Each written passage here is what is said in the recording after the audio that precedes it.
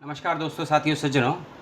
आज का वीडियो आप सभी के लिए बहुत ज़्यादा महत्वपूर्ण पहले की तरह ही है, क्योंकि इस वीडियो में आपको बहुत सी चीज़ों की सूचनाएं भी मिलेंगी और बहुत तरीके से आप इस सूचना पर हो सकते हैं शामिल, और क्या क्या करना है और कैसे कैसे करना है वह सभी मैं बताऊंगा। और 14 और 15 सितंबर को हिंदी दिवस के उपलक्ष्य में यह कार्यक्रम आयोजित हो रहा है। इसमें आप प्रतिभागी भी हो सकते हैं, सहभागी भी हो सकते हैं, पेपर प्रेजेंट करता भी हो सकते हैं, और कैसे, कहाँ से, किस प्रकार से, क्या एजुकेशन क्वालिफिकेशन है, स्कूल से लेकर रिटायर्ड व्यक्ति तक के सभी व्यक्ति इसमें हो सकते हैं शामिल। पूरी प्रक्रिया को बिना स्किप किए हुए सुनेंगे तो सभी समझ पाएंगे, क्योंकि डिस्क्रिप्शन बॉक्स में मैंने आपको एक ही लिंक दिया है। वह लिंक पीडीएफ फाइल का लिंक है। उसके अंदर जो मैं सूचनाएं आपको बता रहा हूं सभी जानकारी है, लेकिन बहुत हौच पौच है, बहुत ज़्यादा उलझी हुई है। हो सकता है उसको समझने में आपको बहुत ज़्यादा दिक्कत हो, इसीलिए वीडियो को पूरा देखना और बिना किसी सेकंड को मिस किए हुए देखिएगा, इस बात का ध्यान रखिएगा। और फिर से मैं बता दूं कि जो मैंने लिंक दिया है पीडीएफ फाइल का डिस्क्रिप्शन बॉक्स में, उसी के अंदर सभी जानकारियां हैं। यदि आप उसको देखना चाहते हैं तो उसको देखें, और वीडियो देखना चाहते हैं तो वीडियो देखें। शुरू करते हैं वीडियो। सभी का स्वागत, सभी सुनने वालों का, देखने वालों का, समझने वालों का। दो विश्वविद्यालय और एक संस्थान इस कार्यक्रम को करवा रहा है। आयोजित अंतर्राष्ट्रीय स्तर वैज्ञानिक अनुसंधान संगठन एवं इलाहाबाद विश्वविद्यालय उत्तर प्रदेश एवं Hamidia girls degree college Prayagraj Uttar Pradesh, इन 3 शैक्षणिक संस्थाओं एवं एक रिसर्च संस्थान के माध्यम से आयोजित हो रहा है 14 और 15 सितंबर 2020 को 2 दिवसीय राष्ट्रीय स्तर का सम्मेलन, जिसका विषय या थीम रखा गया है हिंदी भाषा में जनसंपर्क व लोक संवाद के विविध आयाम। फिर से मैं दोहराता हूँ, हिंदी भाषा में जनसंपर्क व लोक संवाद के विविध आयाम, चुनौतियाँ एवं अवसर। इस बात का रखिएगा विशेष ध्यान। अब आते हैं इसके पहले पॉइंट पर। कुछ विषय बताऊंगा, उसको नोट कर लीजिएगा। डिस्क्रिप्शन बॉक्स में देना संभव नहीं है, टाइप करना तो बिल्कुल भी संभव नहीं है, इसीलिए विषय को नोट कर लीजिएगा। और क्या करना है आपको इन विषयों के साथ वह भी बताऊंगा। सबसे पहला विषय नोट करिए, भारत में जनसंपर्क व लोक संवाद का ऐतिहासिक परिप्रेक्ष्य। भारत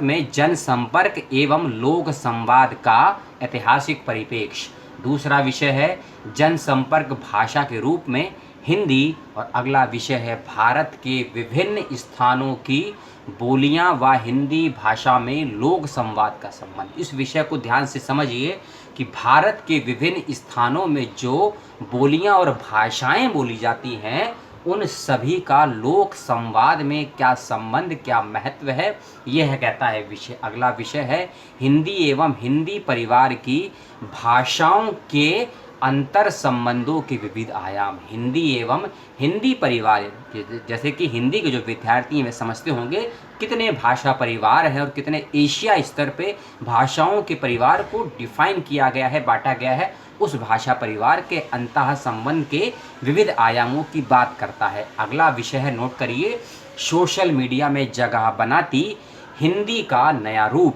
सोशल मीडिया में जगह बनाती हिंदी का नया रूप। और अगला विषय है सांस्कृतिक अस्मिता के साथ हिंदी की पहचान का विमर्श। सांस्कृतिक अस्मिता के साथ हिंदी की पहचान और की विमर्श। और अगला विषय कहता है आदिवासी भाषाएं और हिंदी का अंतः संबंध की तलाश। आदिवासी भाषाएं और हिंदी के अंतः संबंध की तलाश। मैं फिर से बता दूं, इन विषयों का करना क्या है वह मैं बताऊंगा, इसीलिए वीडियो को पूरा देखना और बिना सेकंड मिस किए हुए देखना। अगले विषय को फिर नोट करिए, तकनीकी लेखन और हिंदी की नई संभावनाएं। तकनीकी लेखन और हिंदी की संभावनाएं। और इससे अगला विषय है रोजगार के निष्कर्ष में हिंदी, या रोजगार के रूप में हिंदी। और अगला विषय है नई शिक्षा नीति में हिंदी की भूमिका। याद रखिए, भाषा नहीं है, नई शिक्षा नीति में हिंदी की भूमिका। क्षमा कीजिए।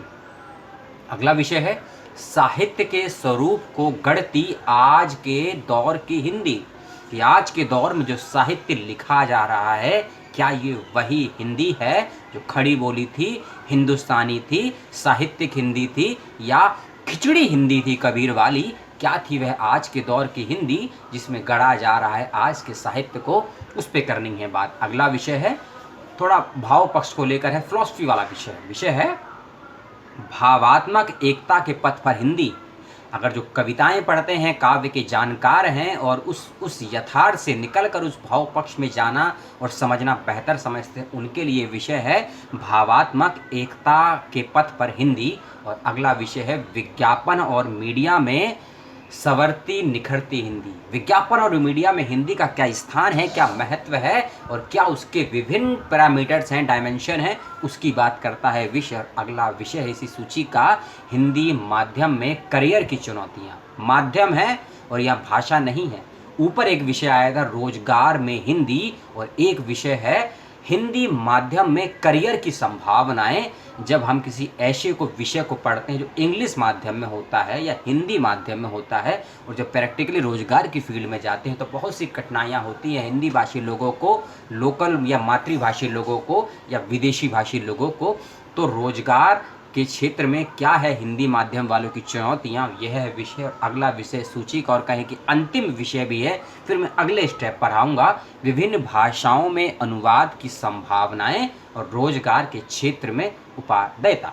जी हाँ, इन सभी विषयों का क्या करना है? इन सभी विषयों पर आपको अपने शोध प्रपत्रों को भेजना है यदि आप हैं इच्छुक। और शोध प्रपत्रों को भेजना है आपको लगभग तारीख को नोट कर लीजिए। शोध पत्र को, जो कंप्लीट शोध पत्र है, वह आपको भेजना है 10 सितंबर तक, और शोध पेपर का सार आपको भेजना है 8 सितंबर तक।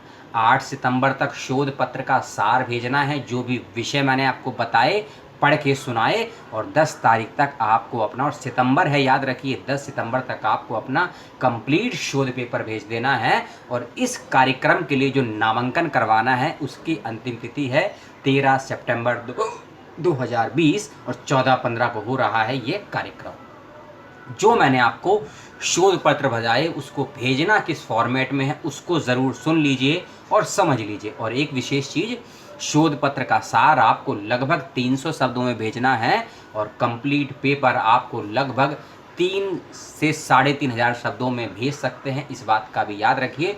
शोध पत्र, यदि आप इस शोध पत्र का सार यदि 500 शब्दों तक का भी होता है तो भी मान्य होगा, इस बात का याद रखिए। तारीख मैंने बताई, कैसे भेजना है, किस पते पर भेजना है, किस ईमेल आईडी पर भेजना है, सभी सूचनाएं उसी पीडीएफ के लिंक में है जो डिस्क्रिप्शन बॉक्स में दिया गया है।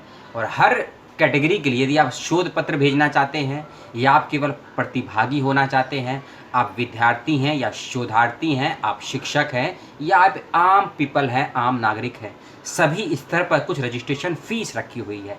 क्या फ़ीस है विद्यार्थियों के लिए, क्या फ़ीस शोधार्थियों के लिए है, क्या फ़ीस शिक्षकों के लिए है, और क्या फ़ीस इन सब के इतर एक आम नागरिक के लिए, वह भी पूरा एक लिस्ट दी गई है।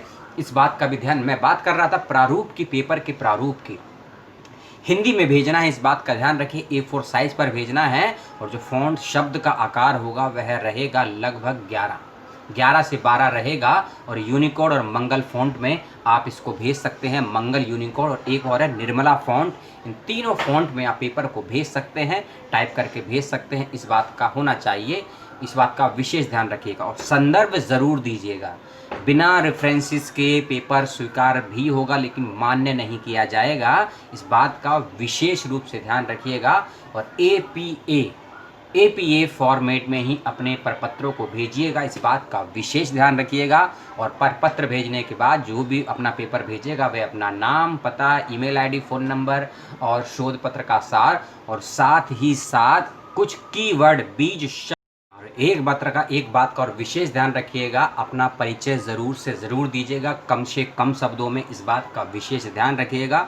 और अगले स्टेप पर आते हैं, यदि आप पेपर नहीं भेजना चाहते हैं, जैसा कि मैंने आपको बताया, आप केवल प्रतिभागी होना चाहते हैं तो इसमें शामिल हो सकते हैं, पेपर के साथ भी शामिल हो सकते हैं, और यदि आप स्टूडेंट नहीं हैं तो भी शामिल हो सकते हैं, इस बात का विशेष ध्यान रखिएगा। और इन तीनों संस्थाओं का बहुत बहुत धन्यवाद और बहुत बहुत शुक्रिया कीजिएगा कि इस बेहतरीन विषय पर और उससे भी ज़्यादा बहुत अच्छे विषयों पर आपसे पेपर आमंत्रित किए गए हैं। इलाहाबाद विश्वविद्यालय का, अंतर्राष्ट्रीय स्तर वैज्ञानिक एवं अनुसंधान संगठन का, और साथ ही साथ Hamidia girls degree college Prayagraj Uttar प्रदेश का, जिन्होंने आपको ये अवसर दिया है। और एक बात मैं और बता दूं कि निःशुल्क नहीं है ये 2 दिवसीय अंतर्राष्ट्रीय सेमिनार। सभी के लिए कुछ रजिस्ट्रेशन फीस दी गई है। आप एक ईमेल आईडी मैंने इसमें दी है, जिस पर आप क्लिक करेंगे उसके बाद एक पूरा फॉर्मेट खुलेगा पेमेंट करने का, उस पर आप करेंगे पेमेंट। इस बात का विशेष रूप से ध्यान रखिएगा। और फिर मैं कहता हूँ